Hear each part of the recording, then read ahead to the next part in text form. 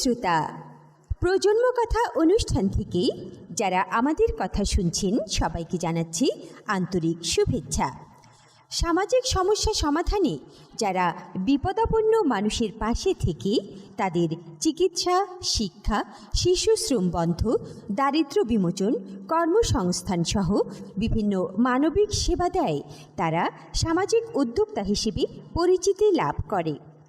আমাদের আজকের পর্ব সামাজিক উদ্যোগ থেকে উদ্যোক্তা। অনুষ্ঠানটি গ্রন্থনা করেছেন KM সানাউল হক এবং অনুষ্ঠান উপস্থাপনায় আছি আমি রোজনা আক্তার রোজি। কক্সবাজারের স্থানীয় শ্রোতাদের জন্য প্রজন্ম কথা অনুষ্ঠান প্রচারিত হচ্ছে প্রতি বুধবার সকাল 11:30 শিশু, কিশোর কিশোরী ও নারী উন্নয়নে সামাজিক আচরণ পরিবর্তন কার্যক্রমের আওতায় ইউনিসেফের সহযোগিতায় বাংলাদেশ বেতার কক্সবাজার থেকে। রেডিও সিটি এবং মোবাইল ফোনে অনুষ্ঠান শুনতে টিউন করুন FM 100.8 মেগাহার্জ। প্রিয় শ্রোতা, বর্তমান শিক্ষা কার্যক্রমে জীবন ও জীবিকা পাঠ্য বইয়ে কিশোর কিশোরীদের সামাজিক উদ্যোক্তা হয়ে ওঠার যে সম্ভাবনা তুলে ধরা হয়েছে, সে দক্ষতা উন্নয়নে প্রেরণা যোগাতে এখন রয়েছে একটি শ্রুতি নাটক উদ্ভাবন ও উদ্যোক্তা। শ্রুতি নাটক উদ্ভাবন ও উদ্যোক্তায় অভিনয় করেছেন আফতাহি আল জাওয়াদ ও তার দল। তাহলে আসুন প্রিয় শ্রোতা বন্ধু, উপভোগ করি শ্রুতি নাটক উদ্ভাবন ও উদ্যোক্তা।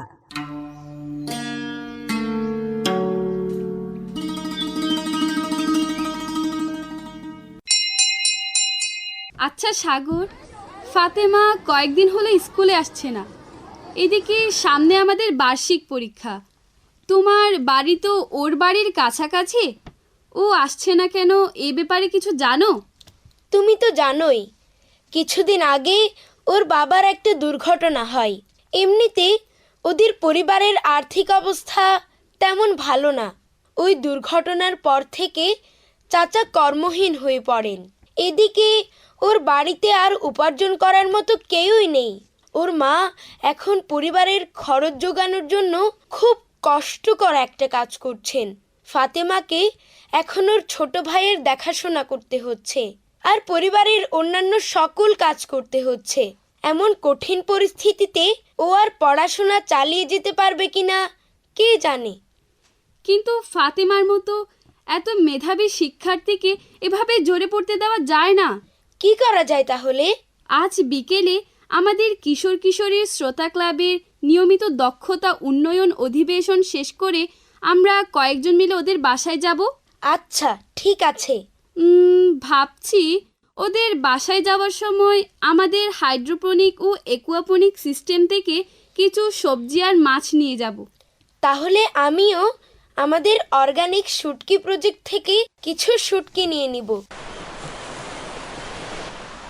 আরে তোমরা সবাই দেখছি, কেমন আছো? কতদিন পর তোমাদের সবাইকে দেখে কি যে ভালো লাগছে। স্কুলে গেলে তো এমন ভালো লাগা প্রতিদিনই হতে পারে। আমার কি আর সে ভাগ্য আছে? মানুষ চাইলে নিজের ভাগ্য পরিবর্তন করতে পারে। ভেবো না ফাতেমা, আমরা সবাই মিলে একটা উপায় বের করবই। তার আগে এগুলা ধরো তো। এই নাও। আরে তোমরা আবার এত কিছু কিনে আনতে গেলে কেন? আমরা কিছুই কিনে আনিনি, এগুলো আমাদের নিজেদের উৎপাদিত। বলো কি, দারুণ তো। আমরা প্রত্যেকেই পড়াশোনার পাশাপাশি নিজেদের পছন্দের এবং সমাজের জন্য প্রয়োজন বা কোনো একটা সমস্যা নিরসন করে এমন কিছু বাণিজ্যিক উদ্যোগ গ্রহণ করেছি। এতে আমরা আর্থিকভাবে স্বনির্ভর হয়ে উঠছি, পরিবারের সাধ্যমতো সহায়তা করতে পারছি এবং যে কোনো বিপদ মোকাবেলার জন্য কিছুটা প্রস্তুতিও রাখতে পারছি। আমার পরিবারে বর্তমানে যে পরিস্থিতি, পরিবারের সহায়তা করা আমার খুব প্রয়োজন, কিন্তু কিভাবে যে করি। যাই করো না কেন, পড়াশোনা বাদ দিয়ে কিছু করা যাবে না। সামনে পরীক্ষা। তুমি নিশ্চয়ই জানো, একমাত্র শিক্ষাই আমাদের মুক্তি দিতে পারে। কি সুন্দর, অসাধারণ। এই ছবিগুলা তোমার আঁকা? আর এই ঝিনুক দিয়ে কারুকাজ তুমি করেছো? হ্যাঁ, একসময় স্কুল থেকে ফিরে ওই যে সমুদ্র থেকে ঝিনুক শামুক কুড়িয়ে এনে এগুলা বানাতাম। ওই সময় ছবিও আঁকতাম। এখন আর এসব কিছু ভালোই লাগে না। বলো কি? তুমি এক কাজ করো, তুমি আবার এই কাজ শুরু করো। ফাতেমা, তোমার শৈল্পিক বোধ অসাধারণ। তুমি চাইলেই তো পড়াশোনার পাশাপাশি এগুলা বাণিজ্যিকভাবে তৈরি করতে পারো, আর এই কাজে চাচা চাচিকেও যুক্ত করতে পারো। তাহলে চাচিকে আর ওই কষ্টকর কাজ করতে হবে না, আর তুমিও স্কুলে যাওয়ার সুযোগ পাবে। হ্যাঁ, আমাদের কক্সবাজারে যেসব পর্যটক আসে তারা বেশিরভাগ সময় কোনো একটি স্মারক শিল্পকর্ম নিজেদের সংগ্রহে রাখতে চায়। তোমার শিল্পকর্ম দেখলে তারা মুগ্ধ হয়ে যাবে। তোমার তৈরি করা শিল্পকর্মের ছবি এবং এগুলো বানানোর ছবি ও ভিডিও তুমি অনলাইনে পোস্ট করলে অনেকেই এগুলো কিনতে আগ্রহী হবে। আমি এই কাজের মার্কেটিং আর প্রমোশনের কাজে তোমাকে সহায়তা করতে পারবো, আর তোমাকে শিখিয়ে দিতে পারবো যাতে পরবর্তীতে তুমি নিজেই এই কাজগুলো করতে পারো। অনলাইনে ব্যবসা করলে শুধু স্থানীয় ক্রেতা বা পর্যটকরাই নয়, সারা দেশের মানুষ এমনকি বিদেশিরাও তোমার শিল্পকর্ম সংগ্রহে রাখতে আগ্রহী হতে পারে। আর পণ্য গ্রাহকের কাছে ঠিকমতো পৌঁছে দিতে কি কি করতে হবে সেগুলো আমি তোমাকে শিখিয়ে দিব। তবে সবার আগে প্রয়োজন পণ্যের গুণগত মান নিশ্চিত করা। তুমি যদি ক্রেতার চাহিদা পূরণ করে তাকে কার্যকর পণ্য সরবরাহ করতে পারো, তাহলে তোমার কাজের প্রসার বাড়বে এবং তোমার প্রতি ক্রেতার আস্থা তৈরি হবে। ব্যবসায় তোমার উন্নতি টেকসই হবে। আমি তো আগে এই ধরনের কাজ কখনো করিনি। আমি কি পারবো? অবশ্যই পারবে ফাতেমা, তবে উদ্যোক্তা হয়ে উঠতে গেলে সুনির্দিষ্ট কিছু দক্ষতা অর্জন করে নিতে হবে। যেমন তোমার ক্রেতা কারা, তারা কেন তোমার পণ্যটি কিনবে, তোমার উদ্যোগের লক্ষ্য ও সম্ভাবনা কী, উদ্যোগের ঝুঁকি কিভাবে মোকাবেলা করবে, এর মধ্যে নতুনত্ব বা সৃজনশীলতা কী, বাজার নিয়ে তোমার ধারণা বা গবেষণাই বা কেমন, তোমার কর্মপরিকল্পনা ও কর্মকৌশল কী, তুমি কিভাবে উদ্যোগকে বাস্তবায়ন করবে, অর্থ ব্যবস্থাপনা কিভাবে করবে ইত্যাদি। তুমি চাইলে উপযুক্ত প্রশিক্ষণের মাধ্যমে দক্ষ উদ্যোক্তা হিসেবে নিজেকে গড়ে তুলতে পারবে। প্রায় উদ্যোক্তাদের নিয়ে প্রদর্শনীর বা মেলার আয়োজন করা হয়ে থাকে। সেখান থেকে ব্যবসার প্রসারের পাশাপাশি অনেক কিছু শেখার সুযোগও পাবে। এমনও হতে পারে তোমার এই উদ্যোগ আর তোমার শিল্পবোধ নিয়ে দেশি বিদেশি সংবাদ মাধ্যমে প্রতিবেদন প্রকাশিত হচ্ছে। তোমার এই মেধাকে ভবিষ্যতে আরও শানিত করার জন্য তুমি স্নাতক পর্যায়ে চারুকলায় পড়াশোনা করতে পারো। তোমরা যেভাবে বলছো তাতে তো আমি স্বপ্নও দেখতে শুরু করেছি, কিন্তু এখন বাণিজ্যিকভাবে কাজটা শুরু করতে কিছুটা তো বিনিয়োগ প্রয়োজন। আমাদের বিভিন্ন রকম উদ্যোগ থেকে প্রাপ্ত মুনাফার কিছু অংশ নিয়ে আমরা কিশোর কিশোরী শ্রোতা ক্লাবের সদস্যরা মিলে একটা তহবিল গঠন করেছি, যাতে কারো জরুরি প্রয়োজন হলে আমরা কিছুটা সহায়তা করতে পারি। তুমি চাইলে এখান থেকে ধার নিতে পারো, আবার নির্দিষ্ট সময় পরে না হয় ফিরিয়ে দিলে। তোমরা সফল উদ্যোক্তা হয়েছো বলেই আমাকে এভাবে সহযোগিতা করতে পারছো। আমি তোমাদের এই মানসিকতাকে সাধুবাদ জানাই, আর আমিও একদিন তোমাদের মতো হতে চাই। তাহলে কথা দাও, কাল থেকে স্কুলে যাচ্ছ? কথা দিলাম। আমাদের চেষ্টা সার্থক হলো। যার যার অবস্থান থেকে আমরা সবাই মিলে পারস্পরিক সহমর্মিতায় ভরা এক স্বনির্ভর বাংলাদেশ গড়ে তুলব।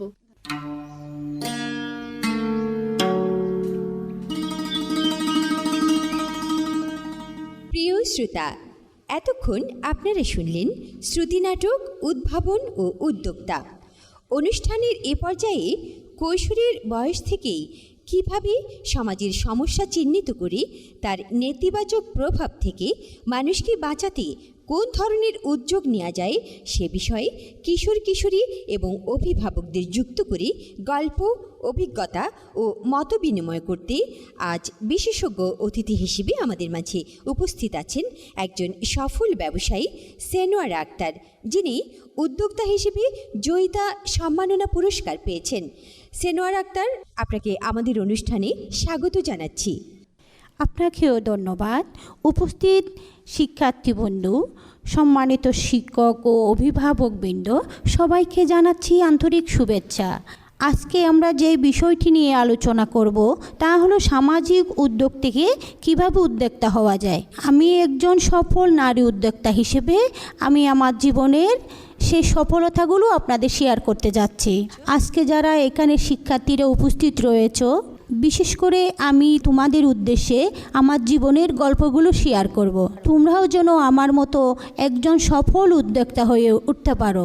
আমি ছোটোকাল থেকেই তোমাদের বয়স থেকেই কিন্তু এগ্রিকালচারের কাজ করতাম। পেঁপে বাগান, সাগর কলার বাগান, মুরগির ফার্ম, চাপে এগুলো করতাম। এখান থেকে আমার মনোবাসনাটা ছিল যে আমি একদিন আমার পড়ালেখার খরচটা আমি নিজেই বহন করব। আমি নিজেই কিন্তু ঘরের যে ছোটোখাটো কৃষি খামার, মুরগির ফার্ম করে কিন্তু আমি আমার পড়ালেখার খরচটা বহন করেছি। আমার যখন এক জায়গায় বিয়ে হয়ে যায় সেখানে আমার অনেক সমস্যা হয়, যার কারণে আমার একটা জীবনে অনেক বড় অ্যাক্সিডেন্ট আসে।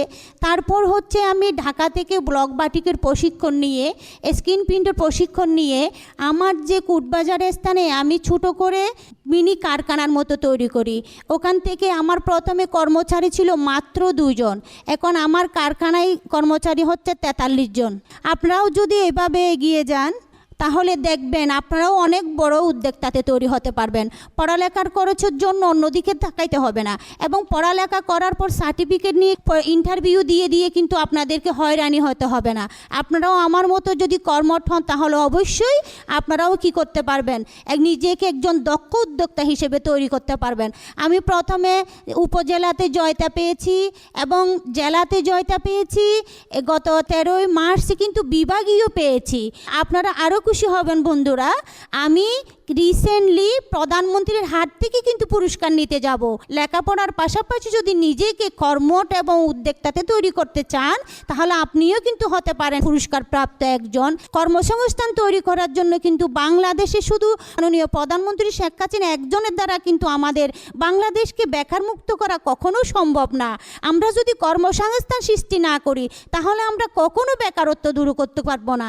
আমরা যদি ছোটো ছোটো করে গ্রামে গঞ্জে আমরা কারখানা করে, ছোটো ছোটো মিনি গার্মেন্টস করে, মুরগির ফার্ম করে, গরুর খামার করে, মৎস্য চাষ করে যদি আমরা কর্মসংস্থান সৃষ্টি করি তাহলে আমাদের বাংলাদেশে অবশ্যই একদিন বেকারত্ব দূর হবে। এবং আমাদের প্রধানমন্ত্রীর একটা লক্ষ্য উদ্দেশ্য হচ্ছে স্মার্ট বাংলাদেশ তৈরি করা। আমরা যদি উদ্যোক্তা না হই, আমরা যদি শুধু চাকরির পিছনে ছুটাছুটি করি তাহলে বাংলাদেশকে স্মার্ট বাংলাদেশে পরিণত করা কখনো সম্ভব হবে না বন্ধুরা। এখান থেকেই শুরু করো।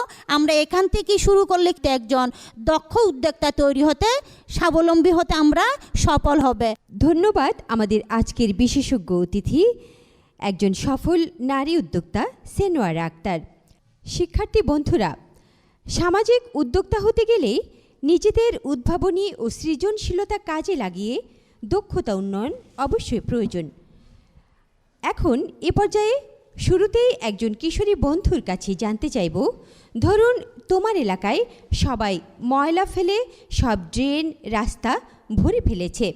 বৃষ্টির সময় তাতে পানি জমে পোকা জন্মাচ্ছে, মানুষ বিভিন্ন রোগবালাইয়ে আক্রান্ত হচ্ছে। এই যে সামাজিক সমস্যা দেখতে পাচ্ছ, তার জন্য কোন ধরনের উদ্যোগ দলগতভাবে নিলে এই সমস্যা সমাধান করা সম্ভব? যদি কোনো প্রতিষ্ঠান বা সংস্থা গড়ে তুলতে চাও তবে এজন্য কী করা প্রয়োজন? এ বিষয়ে তোমাদের বাস্তব অভিজ্ঞতা শুনব। কিভাবে তারা টাকা জোগাড় করে ময়লা পরিষ্কার রাখার একটা সামাজিক ব্যবসার পরিকল্পনা করতে পারে তা নিয়ে এবারে শুনব একজন কিশোরী বন্ধুর নিজের কথা। আমার নাম সাবিহা মুস্তারি তারিন। আমি মুক্তিযোদ্ধা স্মৃতি বালিকা উচ্চ বিদ্যালয়ের একজন 8ম শ্রেণীর ছাত্রী। আমরা যদি আমাদের পরিবেশকে জীবাণুমুক্ত রাখতে চাই, ময়লা আবর্জনা বর্জন করতে চাই, তাহলে আমাদের সবাইকে, আমার পাড়া প্রতিবেশীদেরকে সচেতন করতে হবে। ময়লা আবর্জনা রাস্তাঘাটে ফেলা থেকে আমাদের সবাইকে সচেতন রাখতে হবে। এবং আমাদের সমবয়সীরা মিলে, আমরা যারা স্কুলে বন্ধু বান্ধবরা থাকি, তারা টিফিনের টাকা থেকে কিছু টাকা বাঁচিয়ে আমরা সবাই মিলে একটা ভ্যান ভাড়া করতে পারি এবং তার মাধ্যমে আমরা আমাদের এলাকার ময়লা আবর্জনা পরিষ্কারের একটা উদ্যোগ নিতে পারি। এছাড়াও আমরা যারা বেতার শ্রোতা ক্লাবের সদস্যরা আছি, আমাদের ক্লাবের পক্ষ থেকেও আমরা একটা ছোট উদ্যোগ নিতে পারি। ধন্যবাদ বন্ধু সাবিহা মুস্তারি। সে তার অভিজ্ঞতা আমাদের সাথে ভাগ করে নিয়েছে যে কিভাবে তাদের এলাকায় ময়লা আবর্জনা জমে, বৃষ্টির পানি জমে যে রোগ জীবাণু ছড়াচ্ছে তা থেকে তারা নিজেদের এলাকাকে পরিচ্ছন্ন রাখতে পারে। এবারে একজন শিক্ষকের কাছে জানতে চাইব, ধরুন সমাজে, পরিবারে শিশুর প্রতি নির্যাতন, শিক্ষা প্রতিষ্ঠানে র্যাগিং, বুলিং, অনলাইনে হয়রানি বেড়ে গেছে। এই সমস্যা সমাধানে কোন ধরনের সামাজিক উদ্যোগ নেওয়া যেতে পারে? ধন্যবাদ। আমি মোহাম্মদ আবদুল্লাহ হাকিম, প্রধান শিক্ষক, মুক্তিযোদ্ধা স্মৃতি বালিকা উচ্চ বিদ্যালয়। আজকে আমাদের সমাজে অভাব, নির্যাতন, শিশু নির্যাতন এবং বিদ্যালয়ে র্যাগিং বিভিন্ন কিছু বেড়ে গেছে। তার থেকে আমরা পরিত্রাণের বিভিন্ন উপায় খুঁজে বের করতে পারি। প্রথমে আমাদের সমাজে যে জিনিসটা আমরা লক্ষ্য করি সেটা হচ্ছে অভাব। অভাব থেকে সব কিছুর সৃষ্টি। প্রথমে আমাকে অভাব দূর করতে হবে। সমাজে যদি আমরা অভাব দূর করতে না পারি, তা আমাদের এই নির্যাতন বা বিভিন্ন সমস্যা থেকে আমাদের কখনো উত্তরণ হওয়া কখনো সম্ভবপর নয়। এজন্য প্রথমে আমাকে সমাজকে সচেতন করতে হবে, শিক্ষায় শিক্ষিত করতে হবে। যদি আমরা সমাজকে শিক্ষিত করতে না পারি, তাহলে আমাদের কখনো অভাব দূর হবে না। এর জন্য পাশাপাশি আমাদেরকে উদ্যোগ গ্রহণ করতে হবে, উদ্যোক্তা হতে হবে। আমি একজন শিক্ষক হিসাবে সমাজের বিভিন্ন মানুষকে সমাবেশ করে ডেকে আমরা তাদেরকে সচেতন করব। কিভাবে নিজের জীবনকে জীবিকার মাধ্যমে নিজে কিভাবে আত্মনির্ভরশীল হতে হয় সেই জিনিসটা বর্তমান কারিকুলামে আছে। আমরা যদিও বা এই সম্পর্কে আমাদের ধারণাটা অনেক নেগেটিভ ছিল, কিন্তু বর্তমানে আমরা দেখতে পাচ্ছি এই কারিকুলামের মাধ্যমে একজন শিক্ষার্থী যে বিষয়ে দক্ষ সে বিষয় নিজেকে গড়ে তুলতে পারবে। অনলাইনে যে র্যাগিং হচ্ছে, অনলাইনে যে নির্যাতন হচ্ছে, তা থেকে আমরা রক্ষার একমাত্র উপায় হচ্ছে আমাদের পরিবারকে সচেতন করতে হবে। অর্থাৎ মোবাইল এমন একটা জিনিস যে যোগাযোগের মাধ্যম, আমরা সেটাকে ভালোভাবে ব্যবহার করব, খারাপ কাজে ব্যবহার করব না। এই মোবাইলের মাধ্যমে আমরা বিশ্বকে আমাদের হাতের মুঠোয় নিয়ে এসেছি। এই মোবাইল আমাদেরকে বিশ্বকে একদম কাছে নিয়ে আসছে। আমাদের সব কিছুর সমাধানের একমাত্র পথ হচ্ছে এই মোবাইল। আমরা মোবাইলটাকে আমরা খারাপ কাজে ব্যবহার করব না, আমরা ভালো কাজে ব্যবহার করব। আমরা ওখানে শিক্ষার জন্য শিক্ষণীয় জিনিসগুলো চার্জ দিয়ে, গুগলে চার্জ দিয়ে আমরা দেখব। তাহলে এই জন্য আমাদের প্রথমের প্রয়োজন সচেতনতা। এই জন্য প্রয়োজন আমাদের মা বাবাকে সচেতন করতে হবে। আমরা শিক্ষক সমাজ যারা আছি, আমরা ক্লাসে নিয়মিত তাদেরকে সচেতন করছি এবং আমরা বর্তমান কারিকুলামও সচেতন করছি। এবং বর্তমান কারিকুলামের মাধ্যমে যেই জিনিসটা দেয়, শিশুরা বা শিক্ষার্থীরা কখনো এই সময়টুকু পাবে না, খারাপ কাজে নিজেকে নিয়োজিত করার কখনো সেই সময় পাবে না। অর্থাৎ এই কারিকুলামের মধ্যে অনলাইন ব্যবহার করে মোবাইলের ভালো ব্যবহারের দিকগুলো ভালোভাবে তুলে ধরা হয়েছে। সমাজ থেকে, আমাদের দেশ থেকে নিরক্ষরতা দূরীকরণ, অভাব দূরীকরণ, নির্যাতন দূরীকরণের জন্য আমরা, আপনারা, সমাজের সকলে এগিয়ে আসে আমাদের দেশকে সুন্দর ও স্বাবলম্বী করে তুলব, এই আশাবাদ ব্যক্ত করছি। ধন্যবাদ সবাইকে। এবারে আসছি আরেকজন কিশোর বন্ধুর কাছে। সমুদ্রের মাছ ক্ষুদ্র ব্যবসায়ীরা প্রক্রিয়াজাত করে মজুত করার সামর্থ্য সবসময় থাকে না। এমন কোন ধরনের সামাজিক ব্যবসার উদ্যোগ নিলে সামুদ্রিক মাছ বিশ্বের যে কোনো জায়গায় রপ্তানি করা যাবে? আমাদের কিশোর বন্ধুর কাছে জানতে চাচ্ছি, মাছ ব্যবসায়ীদের কিভাবে অনলাইন ব্যবসায় যুক্ত করে তরুণ প্রজন্ম সামাজিক ব্যবসার পরিকল্পনা করতে পারে। আমি ইয়াসির আদনান তাওসিফ, মরিচ্চা পালং উচ্চ বিদ্যালয়ের একজন শিক্ষার্থী। আমি কৈশোরের অগ্রদূত বেতার শ্রোতা ক্লাব, মরিচ্চা পালং উচ্চ বিদ্যালয়ের একজন সদস্য। আমাদের গ্রামে একজন জেলে ছিল। সে নিয়মিত প্রচুর পরিমাণে মাছ ধরত এবং তা শুকিয়ে সংরক্ষণ করত।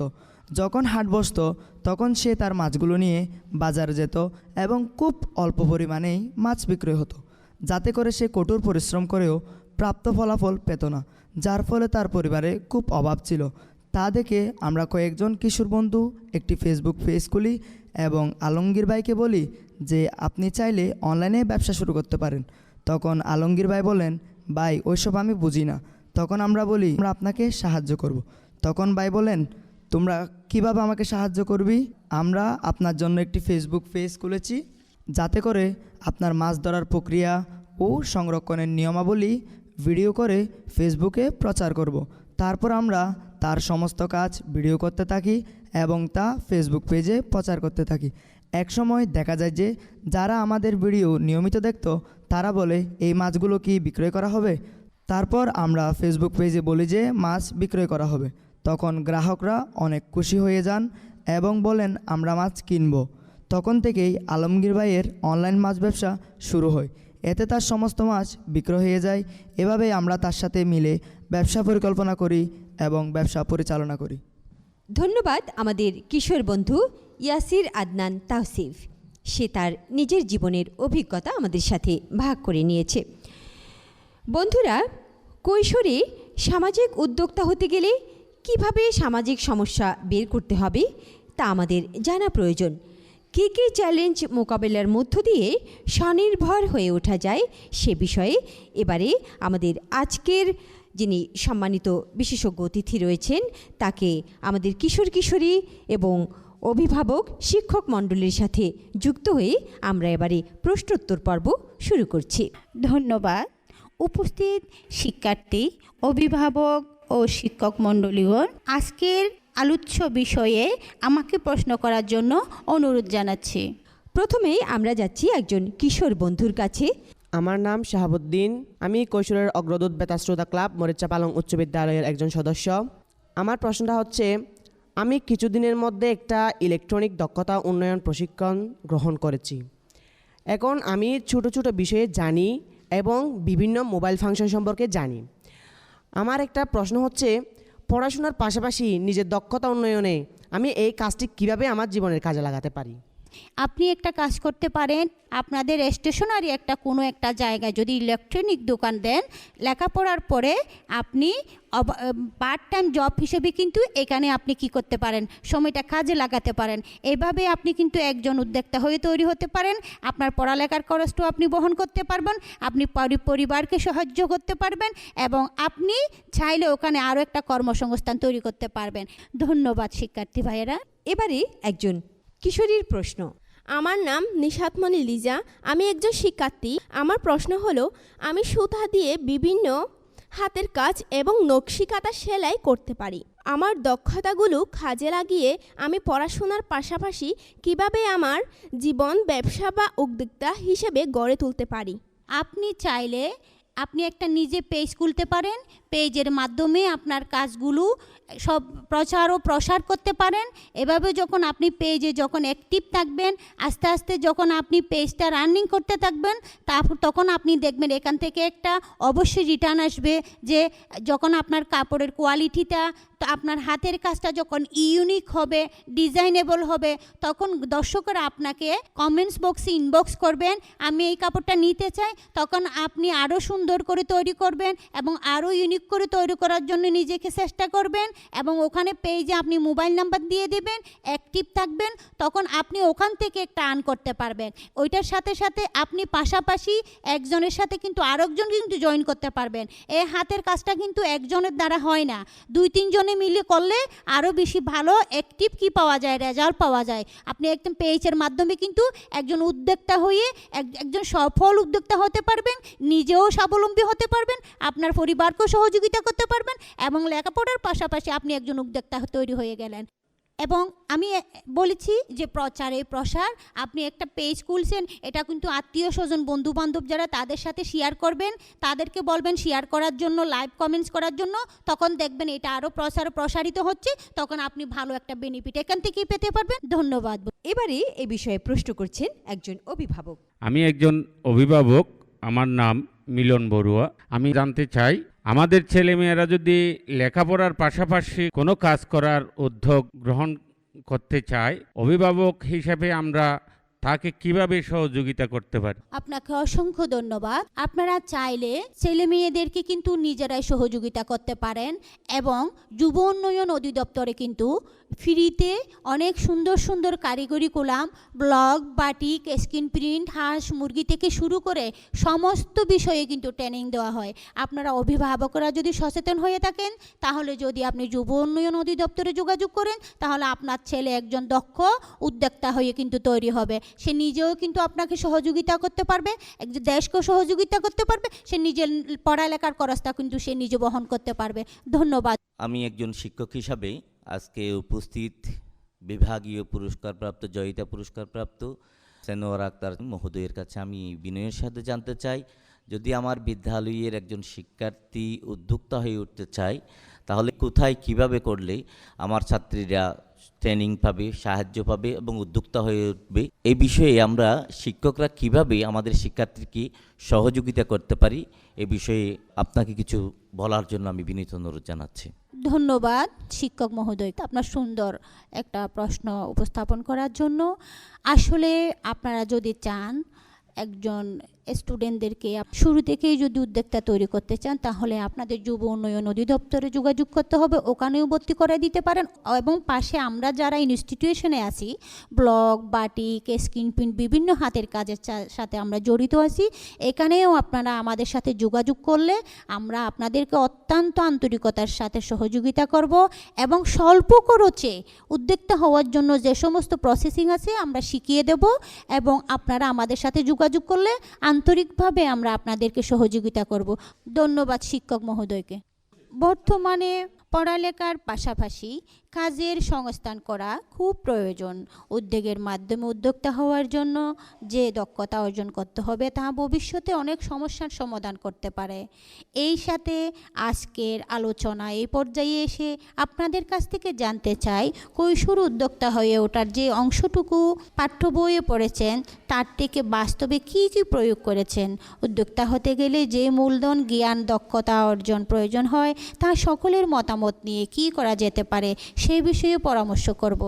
কৈশোরে সামাজিক উদ্যোক্তা তৈরি করার জন্য শিক্ষা প্রতিষ্ঠানে কিভাবে হাতে কলমে দক্ষতা অর্জন করতে হয় সহায়তা করছে, বর্তমান অবস্থা চিহ্নিত করব। ভবিষ্যতে সামাজিক উদ্যোক্তা তৈরি করতে গেলে কিশোর কিশোরী নিজেরা কোন ধরনের সামাজিক ব্যবস্থা চালু করতে চায়? আমার নাম নিশাতমণি লিজা, আমি একজন শিক্ষার্থী। আমাদের শ্রেণীর পাঠ্য বইয়ে গবাদি পশু, হাঁস মুরগি লালন পালনের বিষয় আছে। এই বিষয়ে আমাদের শিক্ষকরা আমাদের স্কুলে হাতে কলমে শেখান। আমি এই বিষয়গুলো কাজে লাগিয়ে বাড়িতে হাতে কলমে চর্চা করি। কিভাবে হাঁস মুরগি, গবাদি পশু লালন পালন করা যায় সেটা আমি অবসর সময়ে বাড়িতেও চর্চা করি, এবং শিক্ষক মণ্ডলীর পরামর্শ কাজে লাগিয়ে কিভাবে ভালো একজন উদ্যোক্তা হওয়া যায় সে বিষয়ে আমি এখন থেকে চেষ্টা করছি। আমি একজন শিক্ষার্থী। আমাদের পাঠ্যসূচিতে সেলাই এবং পোশাক তৈরি সম্পর্কে যে অধ্যায়টি আছে সেটি শিক্ষকরা পড়ানোর পাশাপাশি এ বিষয়ে আমাদের ব্যবহারিকভাবেও বিভিন্ন সহায়তা প্রদান করেন, যাতে আমরা বিভিন্ন হাতের কাজ যেমন পোশাক তৈরি, কুটির শিল্প, হস্তশিল্প, নকশিকাঁথা তৈরি, বিভিন্ন শৌখিন জিনিসপত্র তৈরি ইত্যাদিতে যেন আমরা দক্ষ হয়ে উঠতে পারি সে বিষয়ে বিদ্যালয় থেকে আমাদেরকে শিক্ষক মণ্ডলীরা শিখান এবং বিভিন্ন সহযোগিতা প্রদান করেন। এই অভিজ্ঞতাগুলো কাজে লাগিয়ে আমি ভবিষ্যতে একজন দক্ষ উদ্যোক্তা হতে চাই। অনলাইনে আমি বিভিন্ন মাধ্যমে যোগাযোগ করে আমার উদ্যোগকে ছড়িয়ে দিব। এভাবে আমি ভবিষ্যতে একজন সফল উদ্যোক্তা হয়ে উঠতে চাই।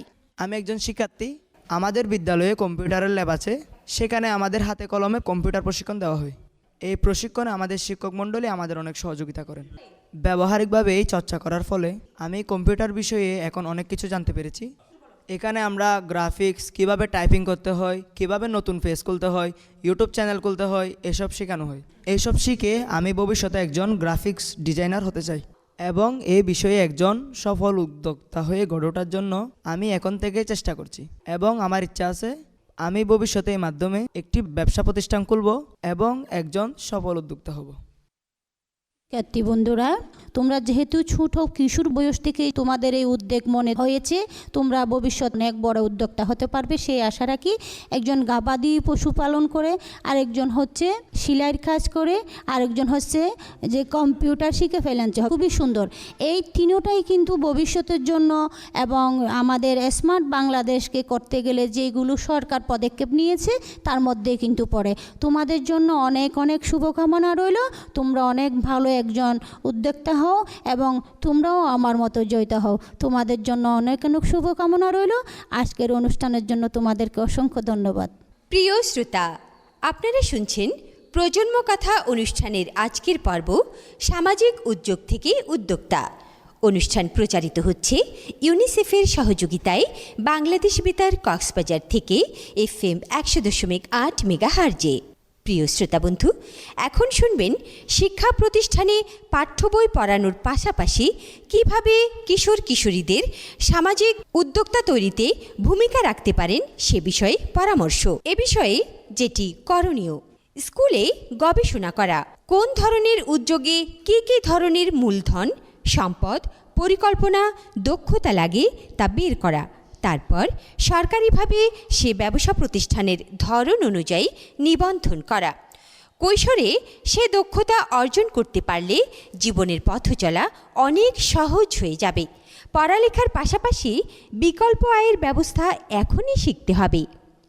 প্রিয় শ্রোতা, এই অনুষ্ঠান সম্পর্কে সুনির্দিষ্ট মতামত জানাতে পারেন বাংলাদেশ বেতার কক্সবাজার কেন্দ্র ফেসবুক পেজে। কিশোর কিশোরী শ্রোতা ক্লাবের সদস্যরাও সরাসরি অনুষ্ঠান সম্পর্কে মতামত জানাতে পারবেন ফ্যাসিলিটেটরের কাছে। প্রিয় শ্রোতা বন্ধু, আজকের মতো এখানেই বিদায় নিচ্ছি। যারা অনুষ্ঠানটি শুনেছেন এবং আমাদের সাথে যুক্ত ছিলেন তাদের প্রত্যেককে জানাই আন্তরিক ধন্যবাদ। সকলের সুস্থতা কামনা করে শেষ করছি প্রজন্ম কথা অনুষ্ঠানের আজকের পর্ব, সামাজিক উদ্যোগ থেকে উদ্যোক্তা। প্রত্যেক শিশুরই সুন্দর পৃথিবীতে সুস্থভাবে বেঁচে থাকার অধিকার রয়েছে, তাই তাদের প্রতি আরও যত্নশীল হতে হবে। পরবর্তী অনুষ্ঠান নতুন কোনো বিষয়ে প্রতি বুধবার সকাল 11:30 শোনার আমন্ত্রণ রইল।